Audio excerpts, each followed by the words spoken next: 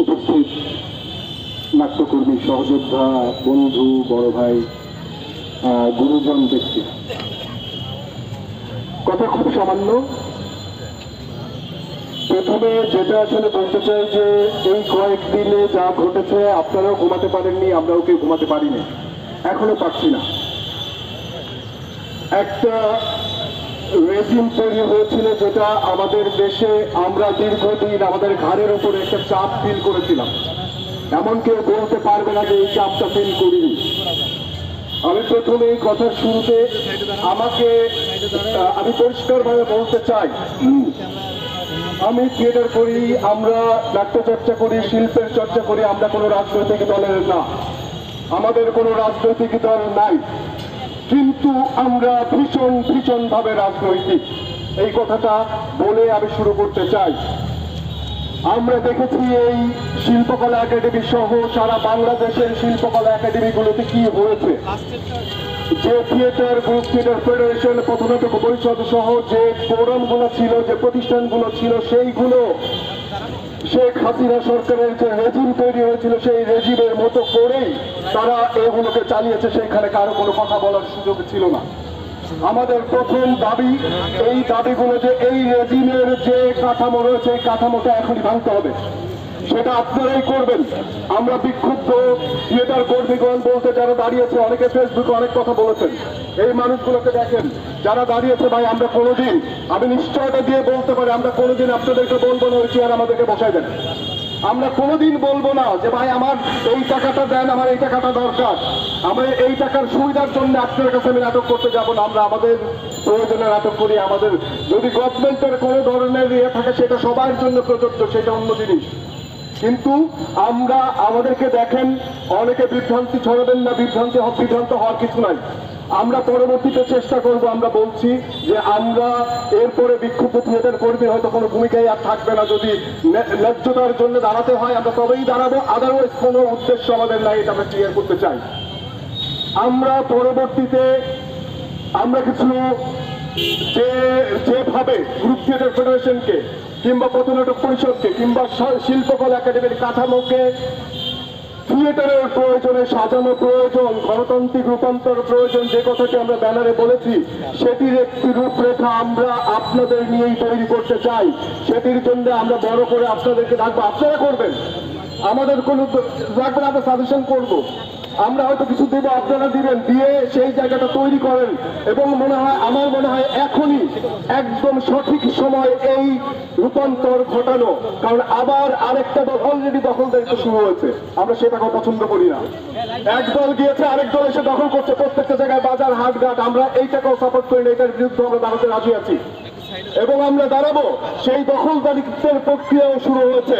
সেজন্য বলছি, আপনারা যারা মূলত থিয়েটারটাই করেন, আপনারা যারা মূলত আর্টটাই করেন, আপনাদের প্রয়োজনে আপনারা একসাথে কাজ করেন এবং এই রেজিমটা ভেঙে একটা গণতান্ত্রিক রূপরেখা দাঁড় করেন, যেটা আর্টকে রেসপেক্ট করবে, যেটা শিল্পকে রেসপেক্ট করবে, যেটা থিয়েটার একটা ভালো থিয়েটার হওয়ার জন্য, একটা ভালো শিল্প হওয়ার জন্য, ভালো সাংস্কৃতিক চর্চা হওয়ার জন্য এই পরিবেশটা সৃষ্টি করবে, সেটার জন্য আপনারা কথা বলেন। আমি জানি এখানে অনেক গুরুজন আছেন, আপনারা প্রত্যেকে জানেন, প্রত্যেকের সেই ক্ষমতা আছে আপনাদের বুদ্ধি পরামর্শ দিয়ে জায়গাটাকে তৈরি করার। আমি আরো একটা জিনিস বলতে চাই, আমাদের খারাপ লাগা আছে অনেকগুলো।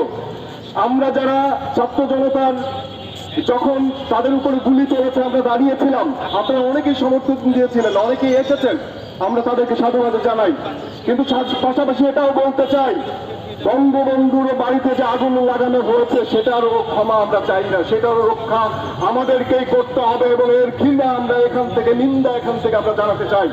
যে ভাস্কর্যগুলো ভাঙা হয়েছে সে তার নিন্দা আমরা এখান থেকে জানাতে চাই। আমরা জানি না কারা করছে, আমরা বিভিন্ন কথা শুনছি, আমরা শুনছি এটি যে সরকার চলে গেছে তার প্ল্যান বি হতে পারে, আবার আমরা যে শুনছি মৌলবাদী তৎপরতা, সেটাও হতে পারে। কারণ সব রেজিম থেকে যারা মূলত থিয়েটার করেন, মূলত আর্ট প্র্যাকটিস করেন, তারা নিষ্পেষণের শিকার হয়েছে।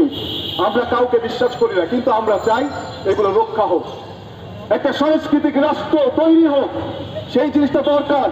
আমরা যদি সেই জায়গায় না করতে পারি, আজকে আমি যখন আসতে গিয়ে ট্রাফিক কন্ট্রোল করতে ছেলে মেয়েদেরকে দেখি রাত দিন ধরে তারা কষ্ট করছে, আমাদের খুব খারাপ লাগে। আমরা কি করছি, কি করেছি এতদিন? আমরা জেনজি বলছি, ওরা যে চেঞ্জ করে ফেললো কোথার থেকে? জেনজি যদি আমাদের সন্তান হয় তাহলে কোনো না কোনো কারণে আমাদের মধ্যে সেই ক্ষোভটা জন্মেছিল, ক্ষোভের প্রোডাক্ট, সেই ক্ষোভের প্রোডাক্ট আপনাদের মধ্যে ক্ষোভ ছিল, সেই ক্ষোভের প্রোডাক্ট ওরা ভেঙে ফেলতে পেরেছে। ওদের এই হত্যা, ওদের এই খুন, এই রক্তের উপর দাঁড়িয়ে আর বেইমানি করা যায় না, আর বিচার করা যায় না। বঙ্গবন্ধু মুক্তিযুদ্ধ এটা বাংলাদেশের স্বাধীনতার সঙ্গে জড়িত। সেইখানে আমরা সেইটাকে অক্ষুণ্ণ রেখে সেই চেতনাকে অক্ষুণ্ণ রাখতেই চাই। কিন্তু আপনারা যারা বঙ্গবন্ধুর সঙ্গে, মুক্তিযুদ্ধের সঙ্গে ছাত্রলীগ, আওয়ামী লীগ এবং হাসিনার রেজিমকে এক করে ফেলেছেন, তাদের বিরুদ্ধে আমরা কথা বলতে চাই। এইখানে দাঁড়িয়ে আমরা বলতে চাই, আপনারা হুঁশিয়ার হয়ে যান। আপনাদের মতো পার্থক্য থাকতে পারে, সমস্যা নাই, কিন্তু আপনারা ক্ষতি করছেন। এত বড় গণঅভ্যুত্থানকে আপনারা প্রশ্নের সম্মুখীন করে দিয়েছেন। হুঁশিয়ার হয়ে যান। আপনার রাস্তায় আছে, আমরা রাস্তায় দাঁড়াবো, সে যেই হোক। 24 জন কেন 24 জন বিবৃতি দিয়েছে, আমাদের কিছু যা আসে না, আমরা রাস্তায় দাঁড়িয়েছি, আমরা বলেছি। আপনারাও যদি এটা করেন, এটা ক্ষতি হচ্ছে, আপনারা বুঝেন, আপনারা বুঝে শুনে এই ক্ষতিটা করছেন, এই ক্ষতিটা করবেন না। আমি জানি আপনারা বোঝেন। আওয়ামী লীগের, ছাত্রলীগের, শেখ হাসিনার যে রেজিম, সেটার সঙ্গে মুক্তিযুদ্ধের কোনো সম্পর্ক নেই। যে কোনো মুক্তিযোদ্ধা ফ্যাসিস্ট হয়ে উঠতে পারে, যে কোনো মুক্তিযোদ্ধা খুনি হতে পারে, রেপিস্ট হতে পারে, তার বিরুদ্ধে আপনি দাঁড়াবেন না, আমরা দাঁড়াবো না। তাহলে আজকে আপনারা একটা আছেন, থাকতে পারেন ভাই, আমরাও তাই। এই দেশে যখন আওয়ামী লীগ এসেছে, হাসিনার সরকারকে কারা ভোট দিয়েছে? আমরাই দিয়েছি, আপনারা দিয়েছেন। এমন কোন সাংস্কৃতিক কর্মী নাই যারা আসলে আওয়ামী লীগকে চায় নাই, আওয়ামী লীগকে ভোট দেয় নাই। আজকে জায়গাটা দূরে সরে গেছে, যার জন্য আবার আমরা দাঁড়িয়েছি। সেই জায়গা থেকে আমি বলতে চাই, আপনারা যারা আছেন এইটাকে নস্যাৎ করার চেষ্টা করেন না। এখন একটা আতুর ঘরে একটা সন্তান যেরকম থাকে, এখানে মরেও যেতে পারে, এইখান থেকে ও একটা স্মার্ট ছেলে হয়ে বড় হতে পারে, যে এই দেশটাকে একটা সময় রক্ষা করবে।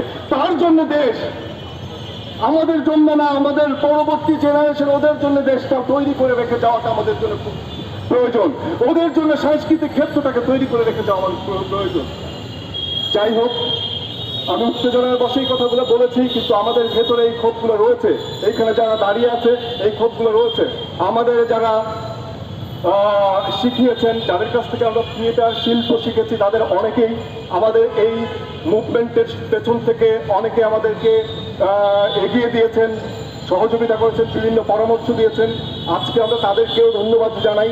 আপনাদের কারো ভয় পাওয়ার কিছু নাই। থিয়েটার বিক্ষুব্ধ থিয়েটার কর্মীবৃন্দ এরকম কোনো প্ল্যাটফর্ম না যারা আসলে আরেকটা ফেডারেশন, আরেকটা। তবে আমরা চাই স্পষ্টভাবে ফেডারেশন যে পরিস্থিতি আছে, আপনারা ভাবুন ফেডারেশন রাখবেন কি রাখবেন না। আপনারা ভাবেন ফেডারেশন থেকে গণতান্ত্রিক রূপান্তর কিভাবে করা যায়। আপনারা ভাবুন কত নাটক পরিষদ কিভাবে করা যায়। সেইটার জন্য যদি বসতে হয়, আপনারা বসুন, কোনো সমস্যা নেই, এটা বলছি। এবং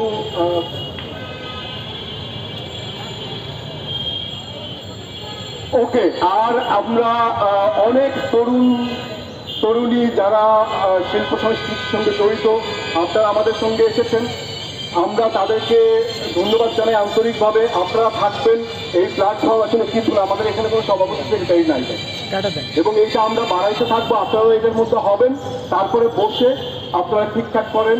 যাদেরকে আপনার মনে হয় যে সঠিকভাবে ডিসিশন দিতে পারবে, তাদেরকে নির্ধারণ করেন, নিশ্চিত করেন, এবং আমার মনে হয় যে সুন্দর একটা সাংস্কৃতিক ক্ষেত্র তৈরি করা আমাদের পক্ষে সম্ভব। আপনারা ভালো থাকবেন, ধন্যবাদ থাকবেন। ছাত্র যারা রাস্তায় আছে, ছাত্র যারা এখনো যারা কাজ করে চলেছে, তাদের পাশে থাকবেন সাংস্কৃতিক কর্মী হিসেবে, এই আহ্বান জানিয়ে আমি শেষ করছি। ধন্যবাদ সবাই।